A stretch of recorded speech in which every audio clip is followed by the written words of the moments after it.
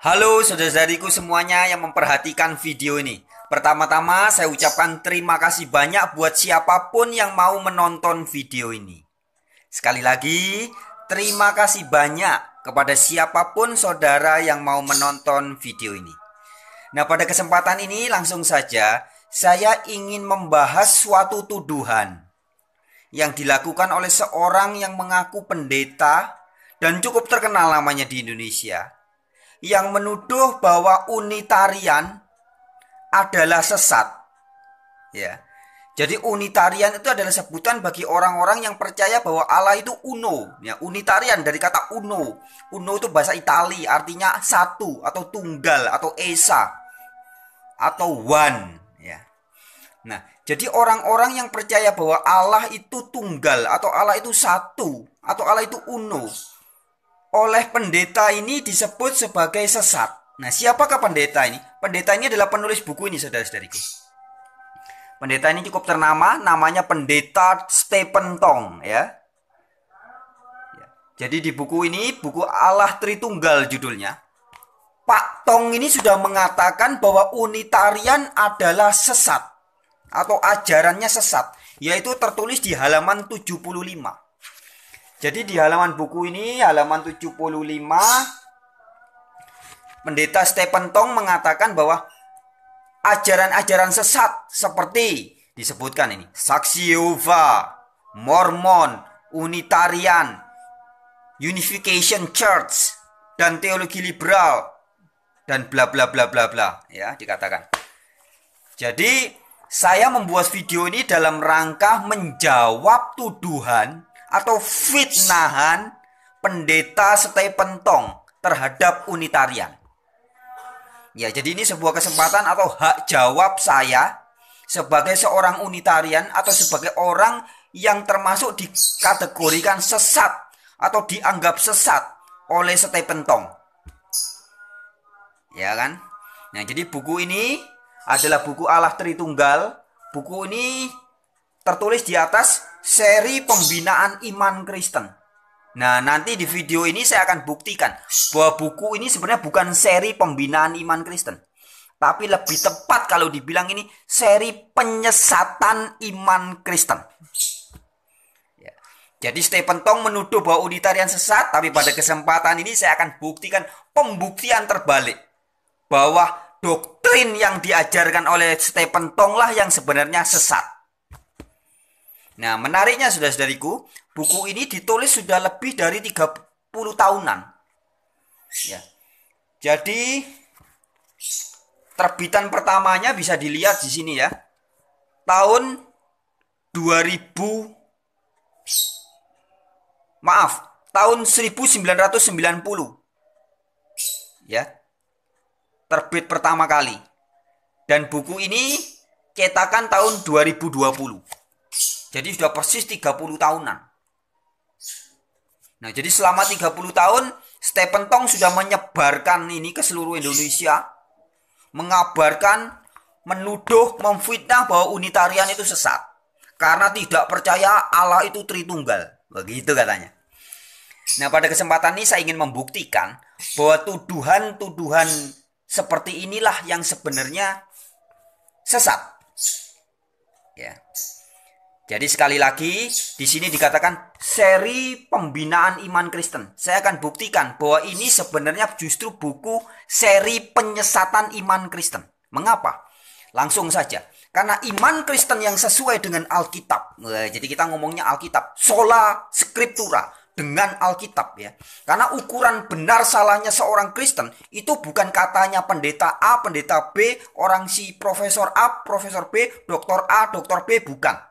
Tetapi ukuran sesat atau tidaknya adalah harus berdasarkan ada tertulis di Alkitab. Nah, sesat menurut Yesus Kristus tertulis dalam Injil Matius 22 ayat 29. Orang yang disebut sesat oleh Yesus adalah orang yang tidak mengerti kitab suci maupun kuasa Allah. Matius 22 ayat 29. Yesus mengatakan, "Kamu sesat sebab kamu tidak mengerti kitab suci maupun kuasa Allah."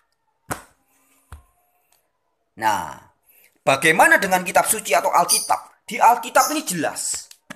Ya.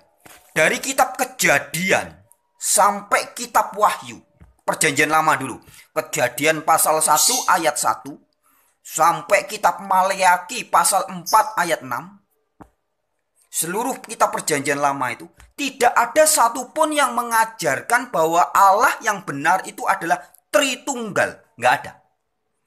Ulangan 6 ayat 4 begitu tegas mengatakan Allah itu Esa. Esa itu artinya tunggal, uno, satu. Bukan Triesa, bukan Tritunggal. Kemudian di kitab Perjanjian Baru juga, mulai dari Injil Matius pasal 1 ayat 1 sampai kitab Wahyu pasal terakhir 22 ayat 21. Tidak ada satupun mengatakan bahwa Allah yang dikabarkan oleh para rasul dan Yesus Kristus adalah Allah Tritunggal. Seperti yang dikabarkan oleh Stephen Tong. Nggak ada itu. Allah yang dikabarkan oleh Yesus Kristus begitu jelas tertulis di dalam Injil Yohanes. Ketika Yesus berbicara tentang hidup yang kekal. Yohanes 17 ayat 3 ada tertulis demikian. Inilah hidup yang kekal itu, yaitu bahwa mereka mengenal Engkau satu-satunya Allah yang benar, dan mengenal Yesus Kristus yang telah Engkau utus. Jadi ketika Yesus mengidentifikasi satu-satunya Allah yang benar, Yesus menunjuk kepada Bapa. Bapa itulah yang disebut sebagai Engkaulah satu-satunya Allah yang benar, yang mengutus Yesus.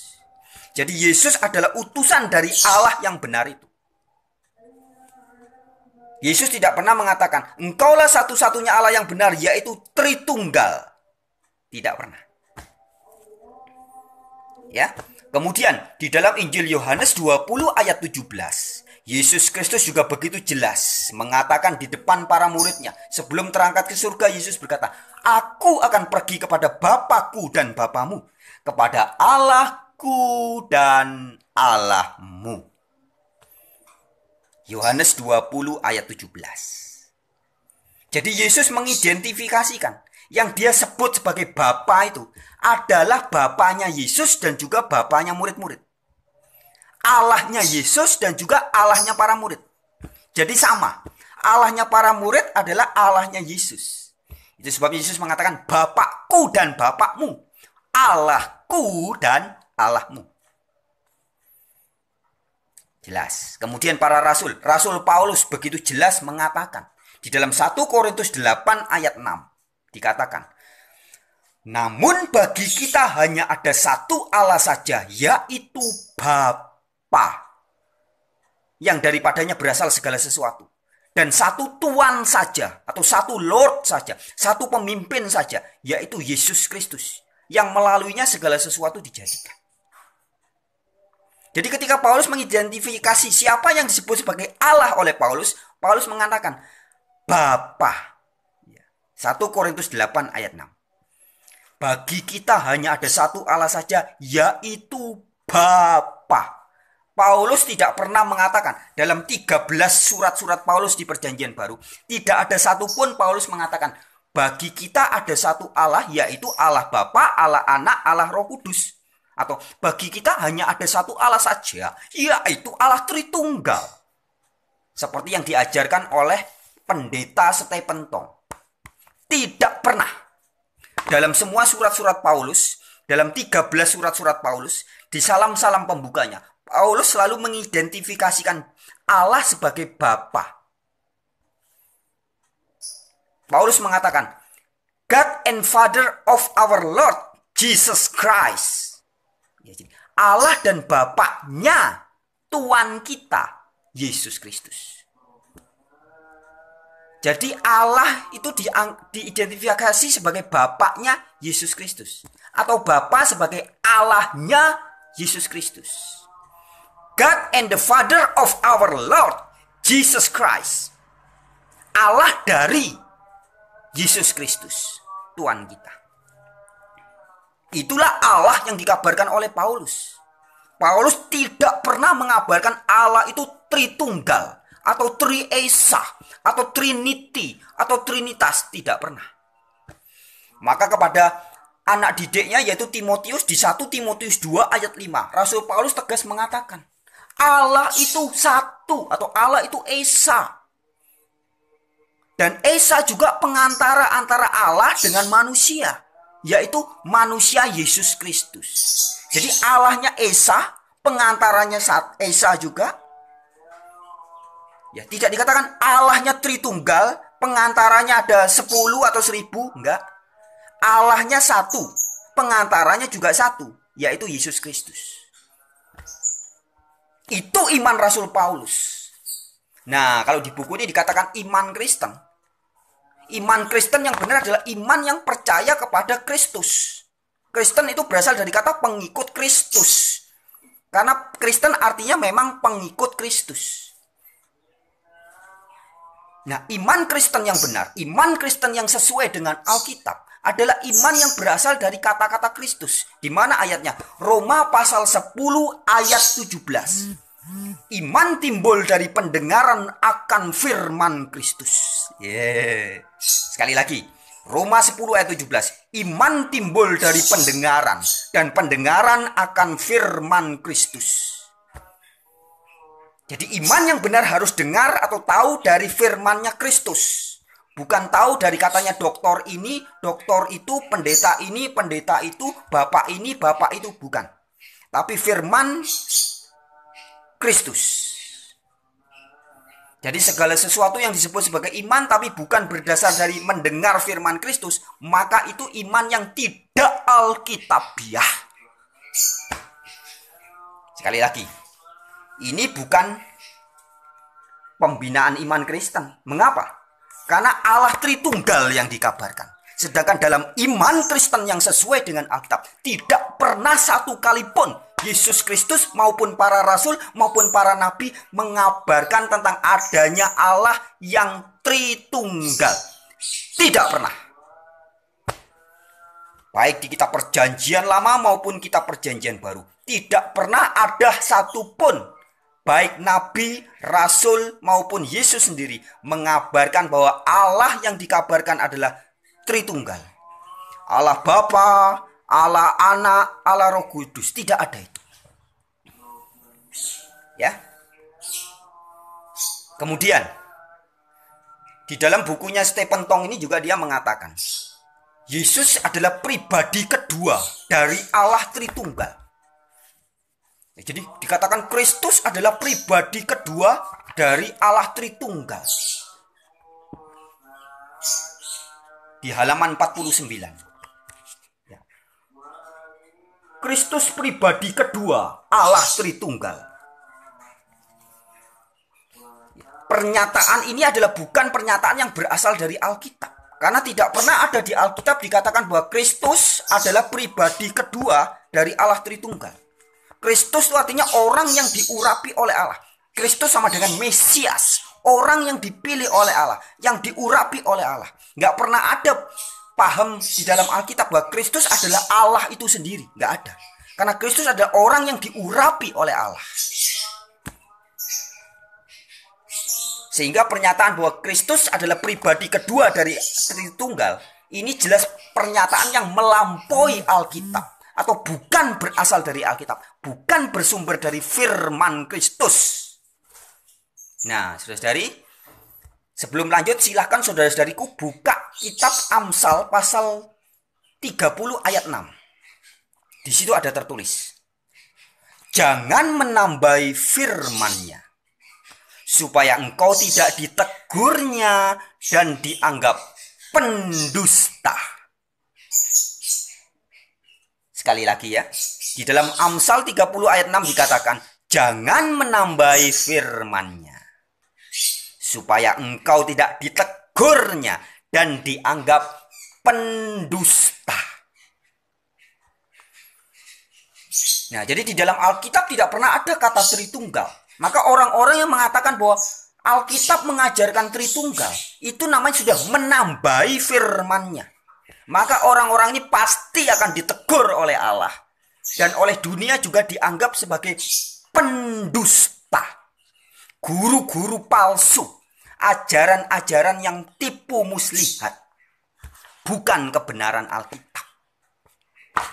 Kemudian saudaraku juga bisa buka di dalam surat 1 Korintus pasal 4 ayat 6. Di situ ada juga tertulis, jangan melampaui yang ada tertulis. 1 Korintus 4 ayat 6. Jangan melampaui yang ada tertulis. Nah, buku ini sudah sangat jelas melampaui yang ada tertulis di Alkitab. Ada istilah-istilah apa? Allah Roh Kudus. Itu nggak ada di Alkitab. Allah Anak. Jadi Tritunggal versi Stephen Tong ini mengajarkan Allah Bapa, Allah Anak, Allah Roh Kudus. Istilah Allah Bapa ini memang ada di Alkitab. Bapa disebut Allah, Allah disebut Bapa. Di Perjanjian Baru ada.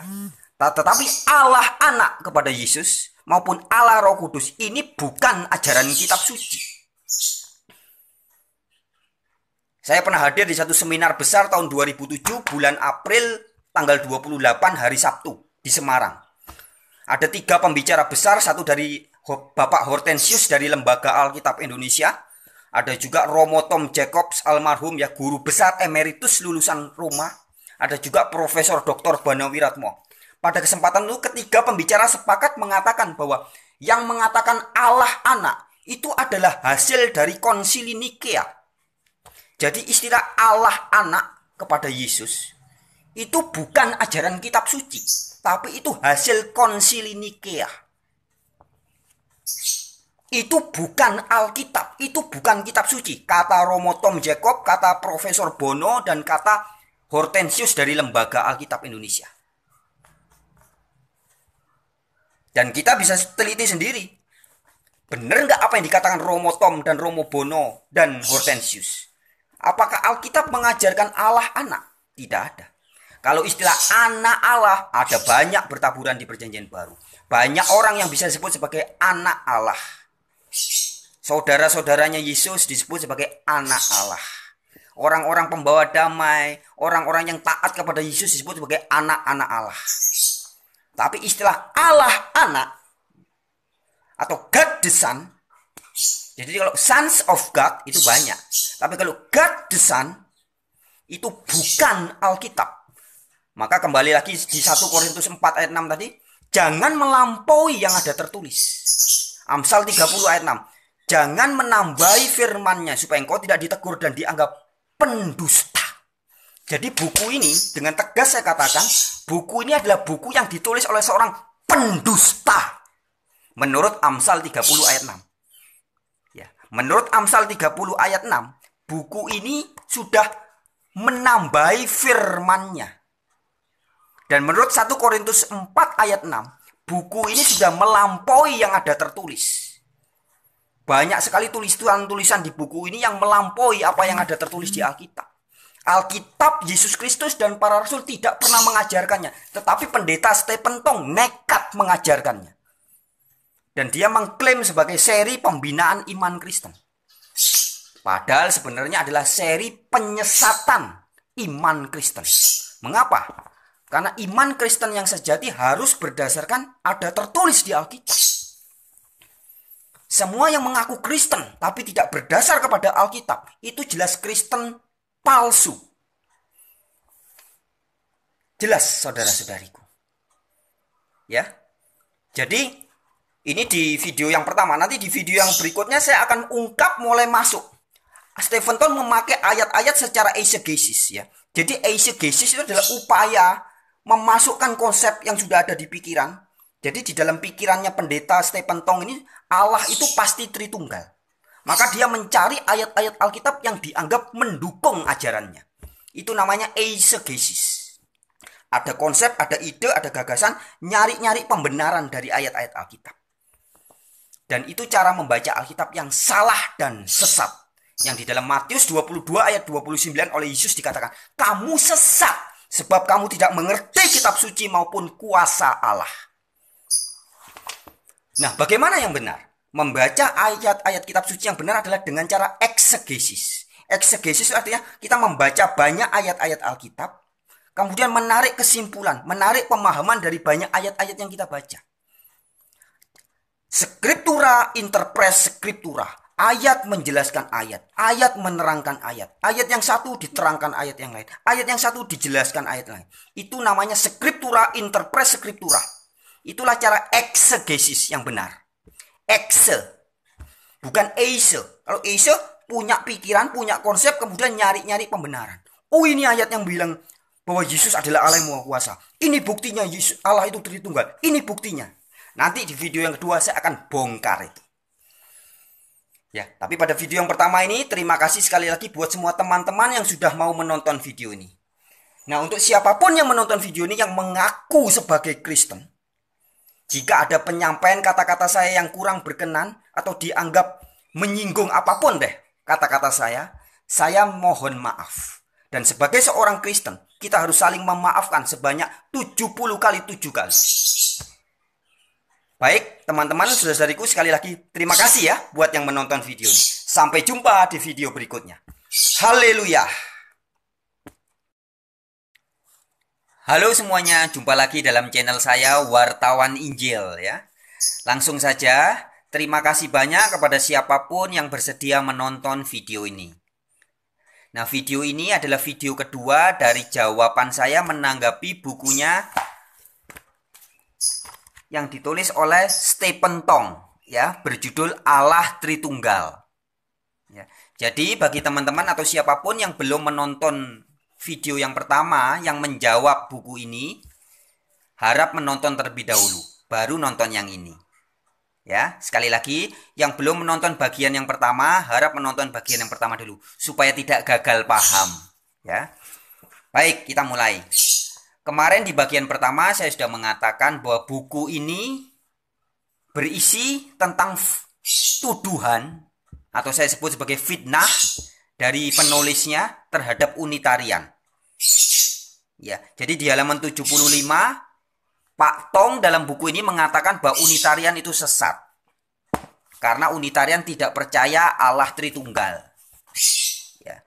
Dan video saya ini adalah video menjawab fitnahan dan tuduhan Stephen Tong. Ya, jadi ini sebuah hak jawab saya, sebuah hak jawab dari seorang yang dituduh sesat oleh Stephen Tong melalui bukunya. Nah, langsung saja kita masuk ke dalam pengkajian ya. Di halaman 31-nya Pak Tong mengatakan Allah yang benar adalah Allah yang tidak terbatas. Allah yang melampaui segala sesuatu, Allah yang esa. Dia bilang di sini Allah itu satu, esa. Allah yang tidak ada bandingannya, yaitu Allah yang menyatakan diri sebagai Tritunggal. Ya, saya ulangi. Allah yang satu itu menurut Pak Tong adalah yaitu Allah menyatakan diri sebagai Allah Tritunggal. Kemudian di alinea kedua dia mengatakan Tritunggal berarti tiga pribadi di dalam kealahan yang esa. Atau di dalam satu esensi diri Allah ada tiga pribadi. Ya, jadi jelas sekali pemahamannya Pak Tong itu Allah itu adalah Allah Bapa, Allah Anak, Allah Roh Kudus. Ini tiga pribadi Allah. Semuanya Allah. Jadi hakikatnya satu. Jadi yang satu itu hanya hakikatnya. Hakikatnya satu, yaitu Allah semua. Tetapi pribadinya tiga. Nah, saudara-saudariku, kemarin saya sudah sampaikan ayat di dalam Amsal 30 ayat 6. Ada tertulis. Jangan menambahi firman-Nya, supaya engkau tidak ditegurnya dan dianggap pendusta. Ya, jadi jelas orang-orang yang menambahi firman Allah akan ditegur oleh Allah dan akan dianggap sebagai pendusta. Kalau kata lainnya penipu. Kalau bahasa zaman now, penyebar hoax. Demikian juga di dalam perjanjian baru dalam surat Paulus 1 Korintus 4 ayat 6 ada tertulis juga. Jangan melampaui yang ada tertulis. Nah, Jadi pernyataan Pak Tong dalam buku ini ketika mengatakan bahwa Allah itu adalah Tritunggal, yang di dalamnya terdiri dari 3 pribadi, Allah Bapa, Allah Anak, Allah Roh Kudus. Pernyataan atau ajaran Pak Tong yang seperti ini jelas sudah melampaui yang ada tertulis. Nah, maka seandainya Rasul Paulus datang dan ketemu Pak Tong pada saat ini, maka Pak Tong pasti akan ditegur. Pak Tong, kamu itu guru palsu, kamu pekerja curang, kamu sudah melampaui yang ada tertulis di Alkitab. Ya. Kalau dalam Amsal 30 ayat 6 dikatakan, kamu pendusta, kamu penipu Pak Tong. Kira-kira gitu. Kenapa kok penipu? Karena kamu sudah menambahi firman-Nya, menambahi firman Allah, dengan mengatakan bahwa Allah menyatakan diri sebagai Allah Tritunggal. Itu tidak pernah ada di Alkitab. Dari seluruh kitab Kejadian sampai kitab Wahyu, tidak pernah Allah menyatakan diri sebagai aku adalah Allah yang Tritunggal. Tidak pernah. Ya. Kemudian saudara-saudariku, di buku ini juga menjelaskan tentang Allah yang Esa atau Allah satu yang Tritunggal itu. Dia mengutip ayat Ulangan 6 ayat 4. Di dalam ayat Ulangan 6 ayat 4 itu jelas tertulis bahwa Allah itu Esa atau Tuhan, huruf besar semua ya. Artinya YHWH. YHWH itu Esa. Nah, saudara-saudariku, dulu tahun 2007 saya dan kawan-kawan saya, tim kami pernah berdebat terbuka dengan timnya Esra Alfred Soru dan Budi Asali di Surabaya selama 9 bulan. Maret, April, Mei, Juni, Juli, Agustus, September, Oktober, November. 9 bulan. Kayak orang hamil ya. 9 bulan aja. Dan memang dari hasil kehamilan debat itu, muncul atau lahirlah buku saya yang judulnya Menjawab Doktrin Tritunggal. Dan buku itu cukup menggemparkan banyak orang. Tapi kembali ke inti ini adalah Pak Tong di dalam halaman 35, ya, di halaman 35 ini mengutip ayat Ulangan 6 ayat 4. Nah, waktu saya berdebat dengan anak buahnya Pak Tong, yaitu Esra Alfred Soru dan Budi Asali, ya, pada saat itu mereka mengatakan bahwa kata ehad yang ada di Ulangan 6 ayat 4 itu artinya adalah kesatuan atau gabungan. Jadi bukan satu secara numerik, tapi artinya gabungan atau kesatuan. Jadi dalam diri Allah yang satu itu tergabung dari beberapa Allah, beberapa pribadi Allah, yaitu Allah Bapa, Allah Anak, Allah Roh Kudus. Nah, saudara-saudariku, harus dengan tegas, dengan segala hormat. Saya sebenarnya tidak pengen ngomong ini. Secara daging saya tidak pengen. Tapi Roh Kudus menyuruh saya untuk menyampaikan, dan saya harus tegas. Ya, dengan segala hormat, saya harus menegaskan bahwa semua teolog, semua orang yang mengaku pendeta, mengaku sarjana teologi, tapi berani mengajarkan kepada banyak orang dengan mengatakan bahwa kata ehad dalam bahasa Ibrani artinya adalah kesatuan, atau kata ehad artinya adalah gabungan. Semua orang ini adalah penipu, pendusta. Mengapa? Sebab sesungguhnya, sebenar-benarnya kata ehad dalam bahasa Ibrani itu sama sekali tidak berarti gabungan atau kesatuan. Ya, saya pernah mempelajari dengan serius kata ini, dan saya mendapati juga di dalam kamus. Saya bukakan ya, di dalam kamus teologi Perjanjian Lama, Grand Rapids, Ehrman, 1974, jilid 1, halaman 194. Dituliskan tentang kata ehad. Kata ehad adalah berarti numerik satu. Hanya satu, only. Sendiri, alone. Tunggal, undivided. Ya. Satu-satunya, atau one single. Itu tertulis di Theological Dictionary of the Old Testament, Grand Rapids, Ehrman, 1974 jilid 1 halaman 194. Itu dulu hasil penelitian saya. Dan kemudian pada tahun 2007 bulan April tanggal 28 hari Sabtu jam 10 pagi sampai jam 4 sore pernah diadakan satu seminar besar di kota Semarang membahas tentang keilahian Yesus Kristus. Nah, pada saat itu ada 3 narasumber yang hadir. Total ada 4, tapi ada 3 narasumber yang memiliki pemahaman yang sama.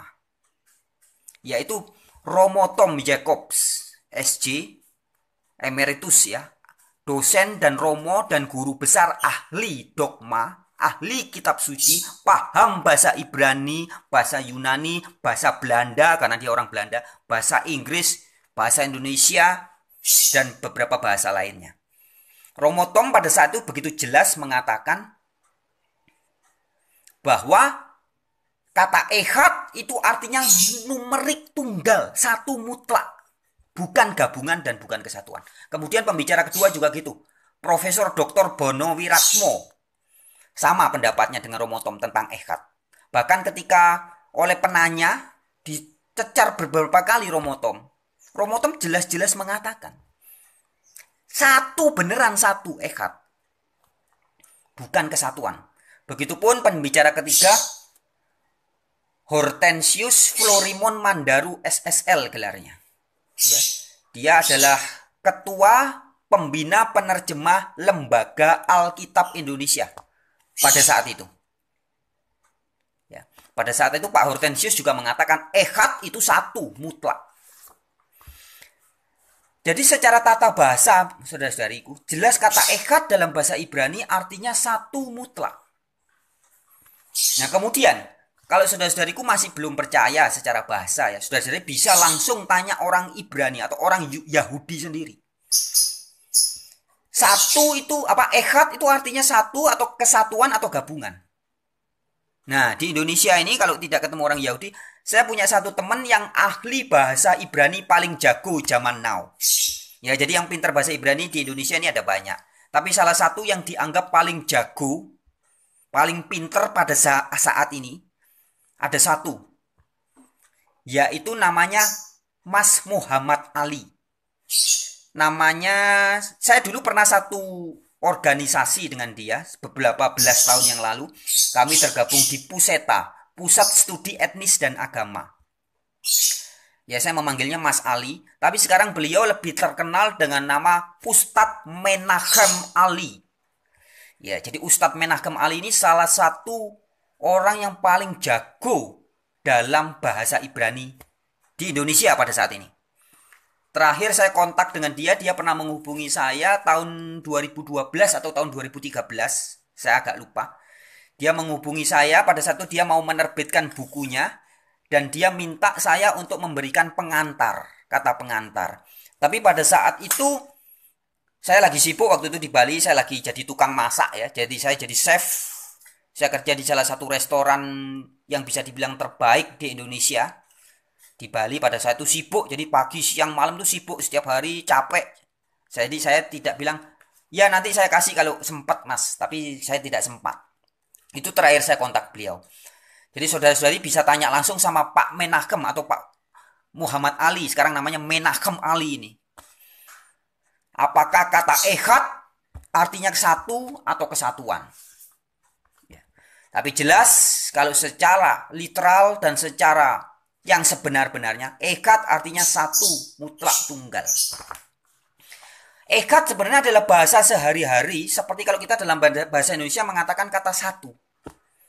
Satu anak, atau 1, 2, 3, 4, 5, sama. Ya, jadi kata ehad ini, kalau bahasa Indonesia kan satu. Kalau kita mengucapkan kata dua, bahasa Ibraninya senayin.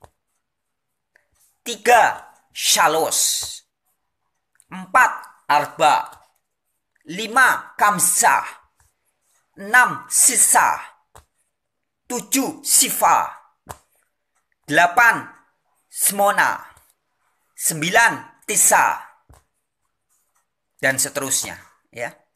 Jadi satu itu ehad, numerik, bukan kesatuan, bukan gabungan. Itu jelas banget secara tata bahasa. Maka saya tegaskan, semua orang yang mengaku paham bahasa Ibrani, tapi masih nekat mengatakan bahwa kata ehad artinya adalah kesatuan atau gabungan. Lagi-lagi dengan segala hormat saya harus tegas saya katakan, itu pendusta, penipu. Ya, itu secara tata bahasa. Sekarang kita bahas yang kedua secara alkitabiah.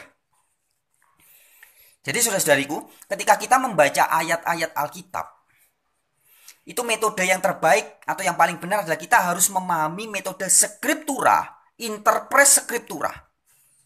Jadi untuk memahami satu kata atau beberapa kata, kita harus melakukan pembanding. Ayat yang satu diterangkan ayat yang lain. Ayat yang ini menjelaskan ayat yang itu. Ayat yang demikian diterangkan ayat yang sono. Itu namanya scriptura, interpres scriptura.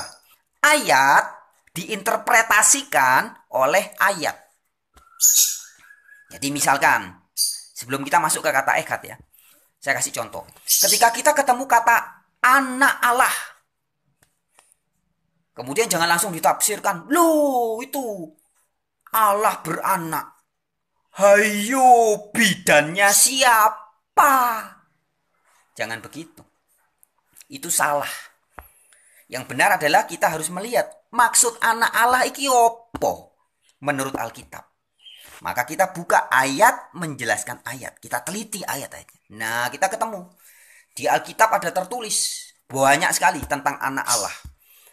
Di dalam surat Roma dikatakan anak Allah adalah ternyata saudara-saudaranya Yesus. Di dalam Injil Yohanes 1 dikatakan bahwa orang-orang yang menerima Yesus disebut sebagai anak-anak Allah. Di ayat yang lain dikatakan orang-orang pembawa damai disebut sebagai anak-anak Allah. Orang-orang yang mendapat waris janji-janji Allah disebut sebagai anak-anak Allah. Orang yang taat kepada Allah disebut anak-anak Allah. Oh, jadi anak Allah bukan seperti anak kunci, bukan seperti anak tangga. Bukan. Apalagi seperti anak orang laki-laki yang bersetubuh dengan perempuan kemudian beranak. Bukan. Jelas bukan. Dan itu ditegaskan dalam Injil Yohanes. Anak Allah bukan hasil dari keinginan laki-laki. Nah, jadi jelas anak Allah itu maksudnya apa? Ternyata ayat Alkitab sendiri yang menjelaskan. Kita tidak perlu susah-susah. Nah, sekarang kembali ke kata ehad tadi ya. Kata ehad atau kata esa yang ada di Ulangan 6 ayat 4 itu maksudnya apa? Apakah ehad ini, esa ini artinya adalah gabungan atau kesatuan? Seperti katanya anak buahnya Pak Tong, Pak Pendeta Esra Alfred Soru dan Budi Asali yang pernah debat 9 bulan dengan tim saya dulu itu. Apakah betul seperti itu? Nah, mari kita lihat di dalam Alkitab. Kita lakukan scriptura, interpres scriptura. Ada banyak saudara-saudariku ayatnya di dalam Alkitab yang menuliskan kata ehad, ehad, ehad. Yang menunjuk bahwa ehad itu betul-betul satu. Bukan gabungan dan bukan kesatuan. Tetapi pada kesempatan ini saya tunjukkan satu perikop ya. Yang banyak kata ehadnya. Yaitu di kitab Yosua pasal 12. Jadi saudara-saudari sambil dibuka Alkitabnya ya. Yosua pasal 12. Baca mulai ayat ke-9 sampai ke-24. Nah, di ayat ini muncul banyak kata ehad, ehad, ehad, ehad, ehad, ehad, ehad. Ya. Saya bacakan ya. Jadi ini cerita tentang raja-raja yang dikalahkan oleh Yosua. Di daftar namanya. Ayat 9. Raja negeri Yeriko ehad. Ya, di teks bahasa Indonesia ditulis satu, tapi bahasa Ibraninya ini ehad. Raja negeri Ai di sebelah Betel ehad. Raja negeri Yerusalem ehad. Raja negeri Hebron ehad. Dan terus ya nanti dibaca sendiri ya. Ehad. Raja negeri ini ehad. Raja negeri itu ehad. Raja negeri ini ehad. Terus sampai ayat 24. Raja negeri Tirsa ehad. Jadi, nah ini perhatikan baik-baik ya. Jadi, jumlah semua raja itu 31 orang. Ya, jadi di ayat 24-nya bisa dirinci bahwa semua raja yang sudah dikalahkan oleh Yosua itu ada 31 orang. 31 pribadi orang. Siapa saja 31 orang itu? Raja Yeriko-nya satu pribadi. Bukan kesatuan atau beberapa raja Yeriko, bukan. Raja negeri Ai di sebelah Betel satu pribadi. Bukan Raja negeri Ai terdiri dari 2 atau 3 pribadi. Enggak, satu. Raja negeri Yerusalem juga satu. Ekatnya itu gabungan atau kesatuan. Nah, karena di ayat 24 bisa dirinci bahwa semuanya itu 31. Maka jelas bahwa kata ekad itu menunjuk betul-betul satu. 1 ditambah 1 ditambah 1 ditambah 1 ditambah 1 ditambah 1 terus sampai 31. Maka ayat 24 dikatakan jadi jumlah semua raja itu 31 orang. Jelas ya. Jadi ekad secara alkitabiah, secara teks skriptura jelas adalah satu mutlak, bukan gabungan. Di dalam raja negeri Yeriko tidak terdiri dalam. Jadi tidak pernah ada namanya raja terdiri dari beberapa pribadi raja. Nggak ada itu. Nggak ada raja negeri Yerusalem satu. Oh, itu terdiri dari 3 pribadi raja. Nggak pernah ada namanya raja di seluruh dunia itu. Raja cuma satu.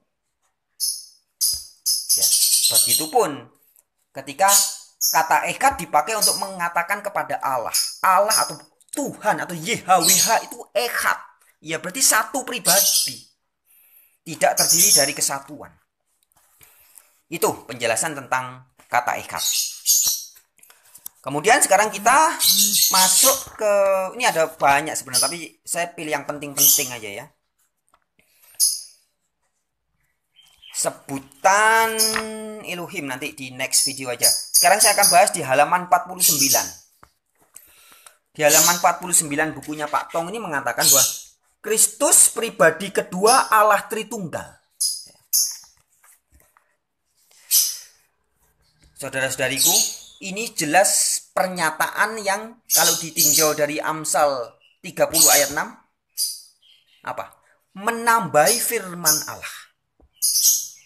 Ayat Amsal 30 ayat 6 dikatakan jangan menambahi firman-Nya supaya engkau tidak ditegurnya dan dianggap pendusta. Nah, jadi judulnya aja ini sudah penuh dengan dusta. Ya. Kristus pribadi kedua Allah Tritunggal. Itu tidak ada firman di dalam Alkitab mengatakan begitu. Jadi kalimat ini menambahi firman-Nya. Kemudian untuk membuktikan bahwa Kristus adalah pribadi kedua dari Allah Tritunggal, Pak Tong di halaman 49 bukunya ini mengutip ayat Mika 5 ayat 1. Ini. Jadi untuk membuktikan bahwa Yesus adalah pribadi kedua dari Allah Tritunggal, ayat yang dipakai adalah Mika 5 ayat 1. Saya nggak ngerti ini gimana maksudnya.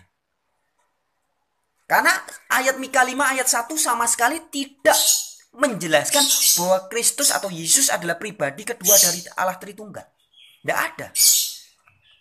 Ayatnya bunyinya demikian. Tetapi engkau, hai Bethlehem Efrata, hai yang terkecil di antara kaum-kaum Yehuda, daripadamu akan bangkit bagiku seorang yang akan memerintah Israel, yang permulaannya sudah sejak purbakala, sejak dahulu kala. Ya.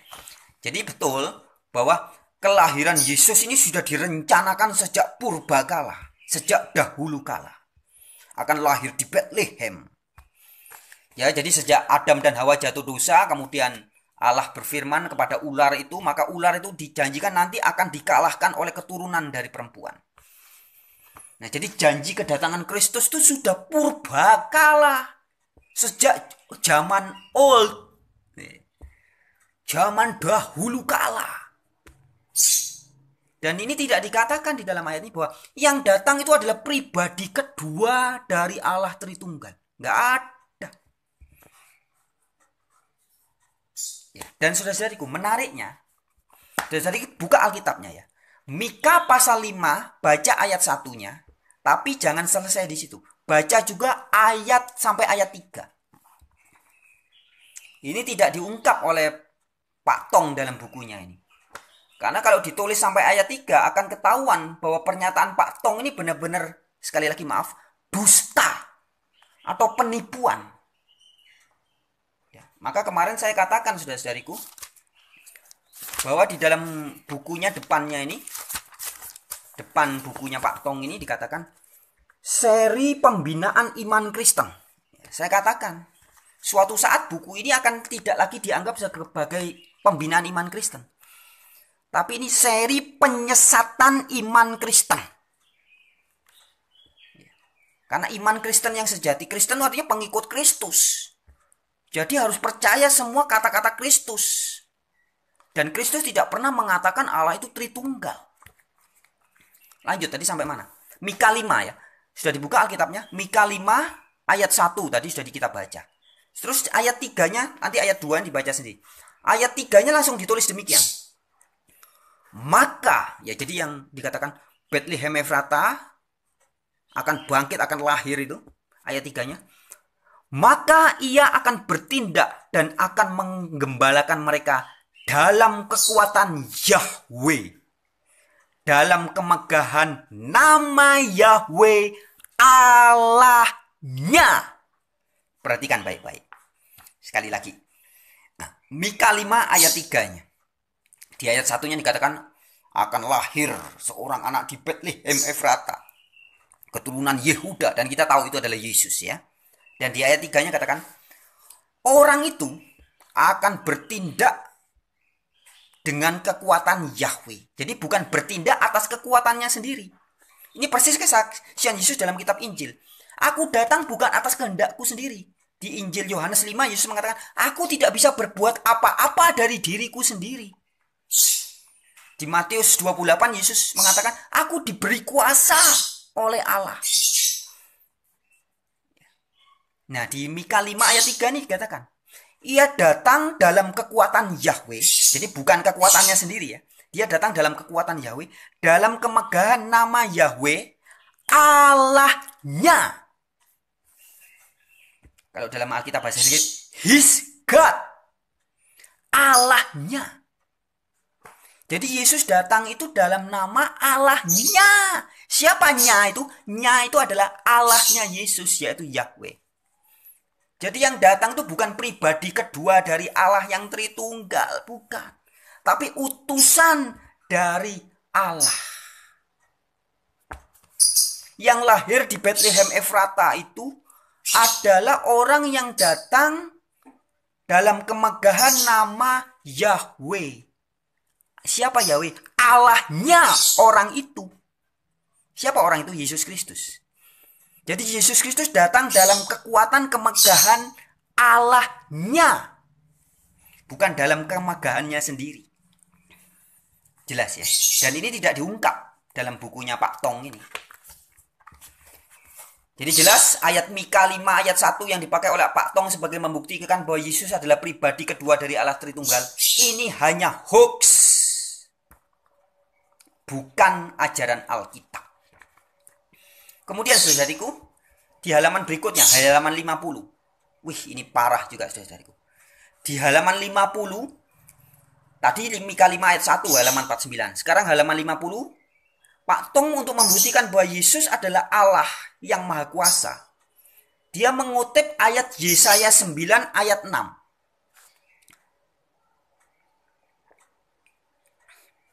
Ya, di dalam Yesaya 9 ayat 5 atau ayat 6 ini tertulis demikian. Sebab seorang anak telah lahir untuk kita. Seorang putra telah diberikan untuk kita. Maaf, saya ulangi ya. Sebab seorang anak telah lahir untuk kita. Seorang putra telah diberikan untuk kita. Lambang pemerintahan ada di atas bahunya. Dan namanya disebut orang ajaib, penasehat, Allah yang perkasa, Bapa yang kekal, Raja damai. Jadi namanya anak itu disebut orang sebagai wonderful, ajaib, counselor, penasehat, the mighty God, Allah yang perkasa, Bapa kekekalan atau everlasting Father, the Prince of Peace, Raja Damai atau Pangeran Perdamaian. Itu tertulis di Yesaya 9 ayat 6. Atau di Alkitab juga ada yang itu ayat 5. Nah, saudara-saudariku, ayat ini, surat Yesaya ini, oleh Pak Tong, diartikan bahwa ini adalah bukti Yesus adalah Allah yang Maha Kuasa. Padahal saudara-saudariku, ayat Yesaya 9 ayat 6 ini bukan bicara soal Yesus. Jelas. Jadi Yesaya 9 ayat 5 ini mengatakan, perhatikan baik-baik, seorang anak sudah lahir untuk kita. Seorang putra telah diberikan untuk kita. Jadi di zaman Yesaya, anak itu sudah lahir dan sudah diberikan. Dan anak itu namanya disebutkan sebagai Allah yang perkasa. Kita tahu bahwa di dalam perjanjian lama, yang bisa disebut sebagai Allah itu ada banyak. Musa disebut Allah, Keluaran 7 ayat 1. Hantunya Samuel di 1 Samuel 28 ayat 13 disebut sebagai juga Elohim, Allah. Kemudian malaikat yang bergumul dengan Yakub juga disebut sebagai Allah. Malaikat yang menemui Musa di semak belukar juga disebut sebagai Allah. Nah, terus siapakah anak yang dimaksud oleh Yesaya? Ya, ini konteksnya kalau saudara baca Yesaya pasal 9 ayat 6 ini dengan seluruh konteks yang jelas. Secara biblical kontekstual, ayat ini jelas berbicara tentang anaknya Raja Ahaz. Ya, yaitu Hizkia, raja negeri Yehuda. Jadi Hizkia adalah Raja Yehuda, Raja ke-14 tahun sekitar 729 sebelum Masehi sampai 687 sebelum Masehi. Itu pemerintahan Raja Hizkia. Anaknya Raja Ahaz. Nah, anak Raja Ahaz ini namanya Hizkia. Saudara ngerti arti apa arti Hizkia?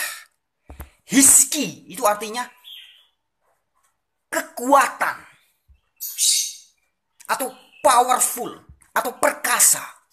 Yah itu dari kata Yahweh. Yahweh yang perkasa.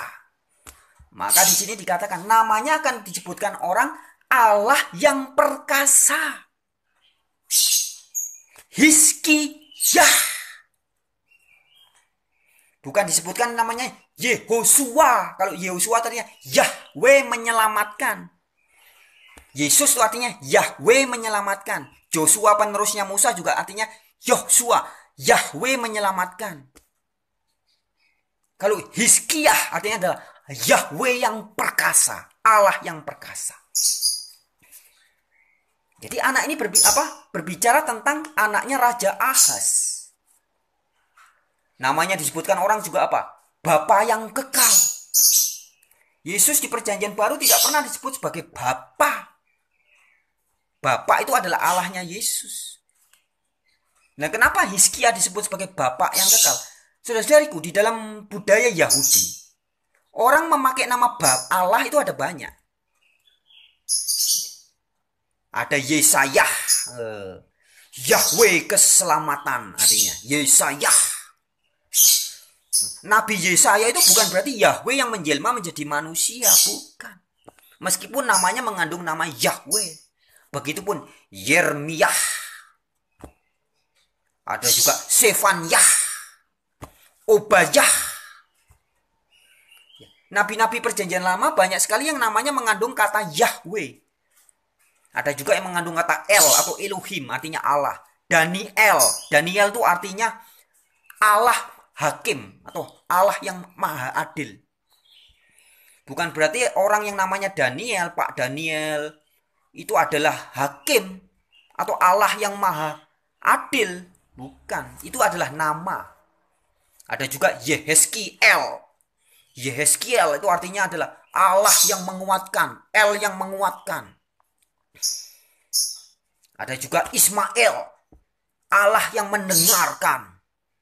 Bukan berarti si Ismail, si Yehezkiel, si Daniel adalah Allah yang menjelma menjadi manusia. Bukan.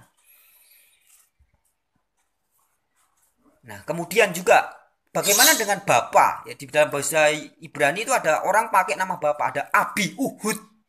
Abihud itu artinya Bapa yang mulia. Wih, namanya dia Bapa yang mulia. Bukan berarti dia adalah Allah Bapa yang menjelma menjadi manusia terus namanya Abihud. Bukan. Ada juga orang namanya Abimelek. Yang artinya adalah Melek adalah apa? Melek itu artinya raja ya. Bapa adalah raja. Bukan berarti orang yang namanya Abimelek karena ada kata bapaknya berarti dia adalah Allah Bapa yang menjelma menjadi manusia. Bukan. Ada juga orang namanya Abisai. Artinya adalah Bapa penyelamatku. Weh. Ini bukan disebutkan orang loh, tapi namanya betul-betul Abisai, Bapa penyelamat. Bukan berarti dia adalah Allah Bapa yang menjelma menjadi manusia, bukan. Nah, begitupun dengan anaknya Raja Ahaz, Hizkiyah. Yahweh yang perkasa atau Yahweh yang kuat. Nah, Yesaya 9 ayat 6 ini jelas berbicara tentang Hizkiyah yang namanya disebutkan orang sebagai Everlasting Father atau Bapa yang kekal. Hizkiyah disebut sebagai Bapa yang kekal. Abihud disebut sebagai Bapa yang mulia. Abimelek disebut sebagai Bapa adalah raja. Abisai disebut sebagai Bapa penyelamatku. Banyak orang namanya mengandung kata Bapa di perjanjian lama itu. Dan mereka bukan Allah yang maha kuasa. Begitupun dengan si Hizkiyah. Namanya adalah Yahweh yang perkasa. Hizkiyah. Jadi jelas konteks ayat ini berbicara tentang anak Raja Ahaz. Saya heran bagaimana bisa kok. Jadi anak Raja Ahaz ini, Raja Yehuda yang ke-14 ini, hidup sekira 700 tahun sebelum kelahiran Yesus Kristus. Tiba-tiba ayat ini dicomot secara eksegesis, cari pembenaran, nyari-nyari ayat, asal comot, ini Yesus disebut Bapa yang kekal, Allah yang perkasa. Dari mana ceritanya kok bisa begitu? Inilah yang kemarin saya katakan di video yang pertama, inilah metode eisegesis. Punya konsep, punya ide, punya gagasan, terus nyari-nyari pembenaran di Alkitab. Comot-comot ayat untuk membenarkan dogmanya. Dan salah satunya Yesaya 9 ayat 6 ini. Tidak bicara tentang Yesus tapi bilang, wih ini bicara Yesus. Bagaimana? Ngawur saudara-saudari. Sekali lagi saya tegaskan. Semua pengajar-pengajar teologi, mau sarjana, doktor, profesor, ketika mengatakan bahwa ayat Yesaya 9 ayat 5 adalah bukti bahwa Yesus adalah Allah yang maha kuasa. Itu hanyalah hoax, kebohongan intelektual. Jadi ini kejahatan intelektual sebenarnya. Karena konteks ayatnya bicara tentang anak yang sudah lahir di zaman Yesaya. Anak itu sudah diberikan, Yesaya bilang. Sudah lahir. Dan itu adalah anaknya Raja Ahaz. Yaitu Hizkiyah. Itu saudara-saudariku. Kemudian mana lagi ya? Saya pikir untuk kesempatan hari ini tadi kita sudah membedah tentang kata echad, kemudian juga tentang ayat Mika 5 ayat 1 yang dijadikan dasar ternyata bukan. Kemudian Yesaya 9 ayat 5 yang juga dijadikan dasar bahwa Yesus adalah Allah ternyata juga bukan ya. Di waktu yang kemudian kita akan membedah lagi di halaman-halaman berikutnya. Ya, bahwa buku ini suatu saat ini akan hanya menjadi sebuah sampah peradaban. Ya. Jadi jika hari ini buku ini masih dipuji-puji orang, dianggap betul bahwa ini adalah seri pembinaan iman Kristen. Tapi pada saatnya nanti buku-buku semacam ini akan menjadi buku-buku sampah dari peradaban. Peradaban manusia yang pernah ada. Ya karena ini bukan berisi kebenaran sebenarnya. Tetapi ini adalah bahkan bisa disebut sebagai penyesatan. penyesatan yang disertai dengan fitnah dan tuduhan terhadap golongan lain yang tidak percaya dengan buku ini. Ya. Jadi di halaman 75-nya penulisnya mengatakan bahwa orang-orang yang tidak percaya Tritunggal seperti yang dia ajarkan dianggap sebagai sesat, pengajar-pengajar sesat. Wih, itu betul-betul fitnah dan tuduhan yang sangat jahat, saudara-saudariku. Ya, sekian pada video ini. Sampai jumpa di video berikutnya. Seperti biasa, jika ada penyampaian atau kata-kata saya yang dianggap menyinggung atau menyakitkan atau membuat orang marah, saya mohon maaf. Dan sebagai Kristen sejati kita harus saling memaafkan, saudara-saudariku. Berapa kali? Sekali, 2 kali, 100 kali? Bukan, saudara-saudariku. 70 kali 7 kali. Yang bukan berarti 490 kali. Tapi artinya adalah terus menerus.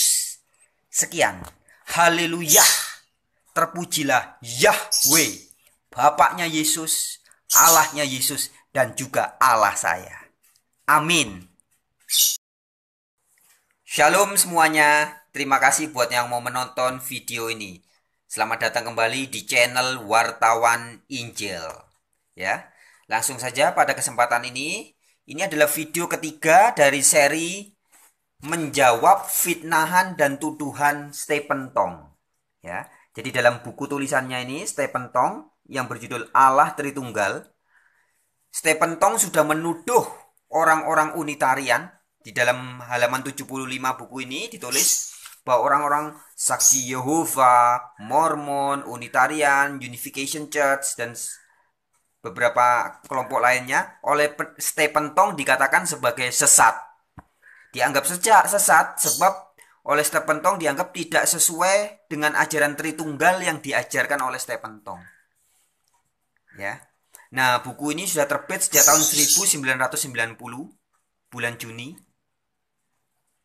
Dan kemudian disebarkan terus-menerus sampai terakhir saya beli ini tahun 2020, bulan Juni juga. Ya.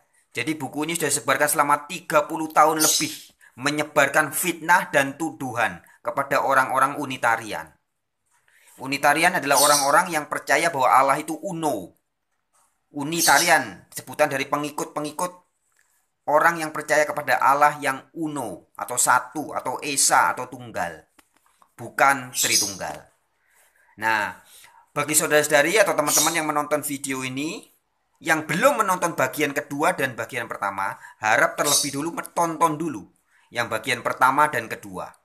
Ya, baru tonton yang bagian ketiga ini. Nah, baik, langsung saja saya mulai. Pada kesempatan ketiga ini langsung saya akan membedah kajian Stephen Tong yang ditulisnya dalam halaman 40 ya. Stephen Tong menyebut bahwa Allah di dalam perjanjian lama disebut sebagai Elohim, bahasa Ibrani ya. Elohim itu artinya adalah jamak atau lebih dari satu. Jadi kata Elohim menurut Stephen Tong artinya adalah lebih dari satu. Nah, ini dipakai. Jadi kata Elohim ini oleh Stephen Tong dipakai sebagai sebuah upaya eisegesis atau upaya pembenaran untuk membenarkan ajarannya bahwa Allah itu 3 pribadi, yaitu Allah Bapa, Allah Anak, Allah Roh Kudus. Nah, karena 3 pribadi bukan satu pribadi, maka disebutnya Elohim. Karena akhiran im artinya adalah jamak atau lebih dari satu.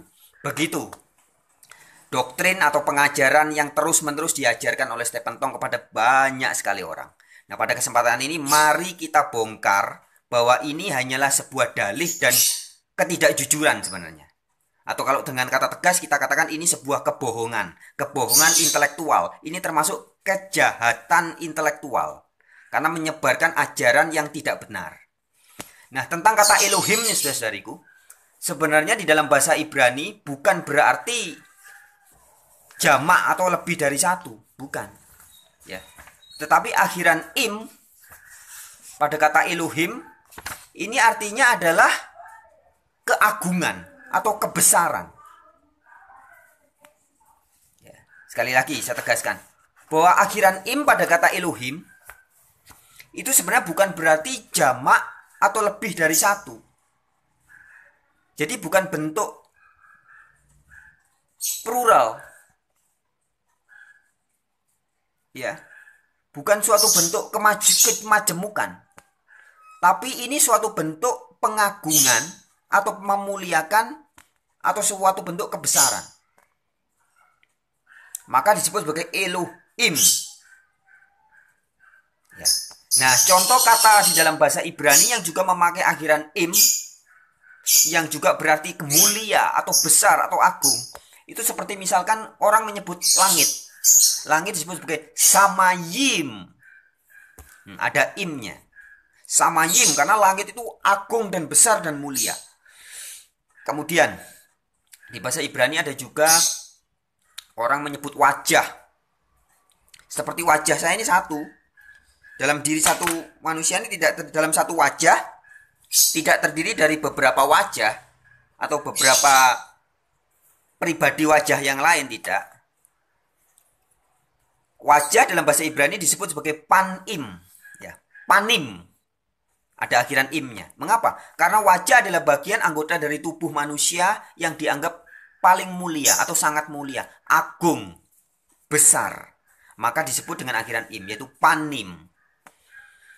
Kemudian air atau laut juga disebut sebagai mayim. Karena besar, agung, mulia. Nah, jadi akhiran im pada kata Elohim itu setara bobotnya dengan pada kata panim, pada kata samayim, pada kata mayim, juga pada kata hidup, kayim. Ya. Jadi artinya adalah keagungan atau kebesaran, kemuliaan, dan bukan berarti kemajemukan atau banyak lebih dari satu, bukan. Ya, itu secara bahasa Ibrani. Nah, kemudian kalau kita tinjau secara alkitabiah, kata Elohim ini juga dipakai kepada banyak pribadi atau banyak sosok. Ya, misalkan hantunya Samuel tertulis di dalam Samuel 28, 1 Samuel 28 ayat 13. Ya, di situ dikatakan bahwa muncul suatu Elohim dari dalam bumi. Itu kita akan berbicara tentang arwahnya Samuel yang dipanggil oleh dukunnya Saul. Ya.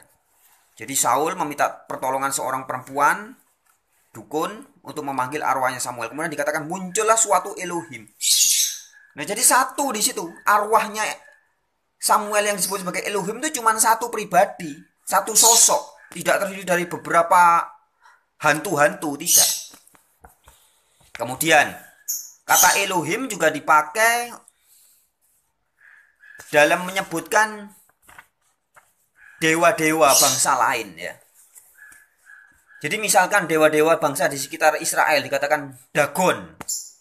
Di dalam Hakim 16 ayat 23 sampai 24 itu. Itu yang dipakai adalah kata Elohim. Dagon disebut sebagai Elohim. Jadi dalam satu Dagon itu tidak terdiri dari beberapa pribadi Dagon-Dagon yang lain. Yaitu dewanya bangsa Filistin, ya. Kemudian ada juga dewa Kamos, yaitu disebut sebagai Elohim juga. Tertulis di Hakim-Hakim 11 ayat 24 atau 1 Raja-Raja 11 ayat 33. Kemudian ada juga Dewi Asitoret, dewinya bangsa Sidon. Ada juga dewa Milkom. Ya. Semua dewa dan dewi itu disebut sebagai Elohim. Dan bangsa-bangsa itu Elohimnya ya cuma satu itu, tidak terdiri dari beberapa pribadi.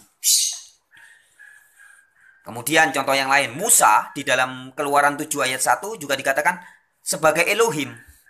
Musa manusia, orang yang datang sebagai penyampai firman Allah, disebut sebagai Elohim.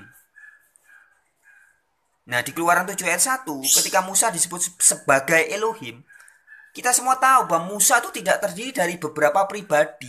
Musanya ya cuma satu pribadi. Tidak ada dalam diri satu Musa terdiri dari beberapa Musa. Nggak ada. Ya, jadi jelas kata Elohim sama sekali tidak berarti jamak dalam arti jumlahnya banyak atau lebih dari satu, tidak. Jadi argumen di buku ini, di buku tulisannya Pak Tong ini, yang mengatakan bahwa Elohim adalah suatu himpunan atau artinya banyak lebih dari satu, ini jelas adalah kebohongan intelektual. Ya, bukan suatu kebenaran. Maka seperti kemarin saya sudah sampaikan, kalau di sini tulis sebagai seri pembinaan iman Kristen. Kedepannya buku ini pada suatu saat akan dianggap sebagai sebuah seri penyesatan iman Kristen. Ya, jadi peradaban dunia ini kan akan terus berubah. Akan tiba saatnya bahwa buku-buku semacam ini akan dianggap sebagai sampah-sampah peradaban. Ajaran-ajaran yang tidak alkitabiah atau ajaran-ajaran hasil pola pikir manusia yang asal saja. Bukan sebuah kebenaran. Meskipun selama puluhan tahun di Indonesia selama ini mungkin buku ini dipuja-puja orang, dianggap sebagai kebenaran. Tapi pada waktunya buku ini akan dianggap hanya sebagai sebuah sampah saja dari sebuah peradaban yang pernah terjadi. Itu yang pertama tentang kata Elohim ya. Jadi sangat bohong jika Pak Tong menuduh bahwa Unitarian sesat. Sementara Pak Tong menafsirkan kata Elohim atau mengajarkan kata Elohim tidak sesuai sebagaimana mestinya. Ya, Elohim tidak berarti sebagai banyak atau lebih dari satu, tidak. Tapi Elohim artinya adalah seperti panim, wajah ya, seperti samayim, seperti langit, seperti mayim, air. Artinya adalah agung, keagungan, atau kebesaran, atau kemuliaan. Sehingga ada akhiran im. Itu yang pertama. Selanjutnya, kita akan bahas juga kebohongan yang telah disajikan oleh buku ini. Di halaman 56, ya. Di halaman 56 di sini ditulis begitu jelas bahwa Yesus dikatakan Yesus bangkit sendiri. Jadi Pak Tong melalui bukunya ini mengajarkan doktrin Allah Tritunggal untuk membuktikan bahwa Yesus adalah Allah yang Maha Kuasa. Pak Tong mengajarkan bahwa Yesus ketika mati kemudian bangkit. Itu Yesus tuh bangkit sendiri. Jadi kayak zombie gitu. Mati tiba-tiba bangkit sendiri. Ya. Nah, saudara-saudariku, pernyataan bahwa Yesus mati dan bangkit sendiri ini jelas adalah suatu pernyataan yang sangat tidak alkitabiah. Sama sekali bukan ajaran Alkitab. Sekali lagi, ajaran Pak Tong yang ditulis di dalam buku Tritunggal ini, Allah Tritunggal ini, yang mengatakan bahwa Yesus bangkit dari kematian karena bangkit sendiri. Artinya bangkit atas kuasanya sendiri sebab dia Allah yang Maha Kuasa. Begitu maksudnya ya. Argumen ini hanyalah sebuah kebohongan intelektual. Mengapa? Karena di dalam teks-teks Alkitab Perjanjian Baru ada banyak sekali ayat yang menyatakan bahwa Yesus Kristus dibangkitkan oleh Allah. Kebangkitan Yesus adalah karena Yesus dibangkitkan oleh Allah. Atau karena Allah Bapa membangkitkan Yesus Kristus. Saudara-saudari bisa buka ayat-ayatnya ya. Saya sampaikan cepat, nanti bisa dibaca sendiri. Misalnya di Matius 16 ayat 21. Ya, di situ dikatakan, lalu dibunuh dan dibangkitkan pada hari ketiga. Kemudian Lukas 9 ayat 22. Kemudian Kisah 2 ayat 24. Kemudian Kisah 2 ayat 32. Kisah 3 ayat 15. Kisah 4 ayat 10. Kisah 5 ayat 30. Kisah 10 ayat 40. Itu semua mengatakan, ada yang mengatakan Allah membangkitkan Yesus, ada juga yang katakan telah dibangkitkan Allah dari antara orang mati. Jadi di ayat-ayat itu semua mengatakan begitu. Lanjutnya. Mana tadi? Kisah 10 ayat 40 sudah ya. Kisah 13 ayat 30. Tetapi Allah membangkitkan dia dari antara orang mati. Banyak saudara-saudari, ayatnya ada puluhan. Kisah 13 ayat 34. Allah telah membangkitkan dia. Kisah 13 ayat 37. Yesus dibangkitkan Allah. Ya, jelas ini. Kemudian Roma 6 ayat 4. Kristus telah dibangkitkan. Roma 7 ayat 4. Roma 8 ayat 11. Roma 10 ayat 9b. 1 Korintus 15 ayat 4. 1 Korintus 15 ayat 12. 1 Korintus 15 ayat 20. 2 Korintus 4 ayat 14. Galatia 1 ayat 1b. Efesus 1 ayat 19 sampai 20. Kolose 2 ayat 12. Ini semua berkata bahwa Allah membangkitkan Yesus. Atau Yesus dibangkitkan Allah. Kemudian 1 Tesalonika 1 ayat 10. 1 Petrus 1 ayat 21.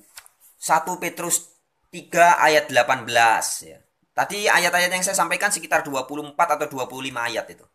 Dan masih ada ayat-ayat yang lain.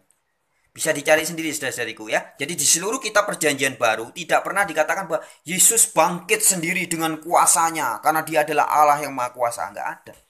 Jadi ketika Yesus mati, Yesus dibangkitkan oleh Allah. Allah lah yang membangkitkan Yesus Kristus. Ya.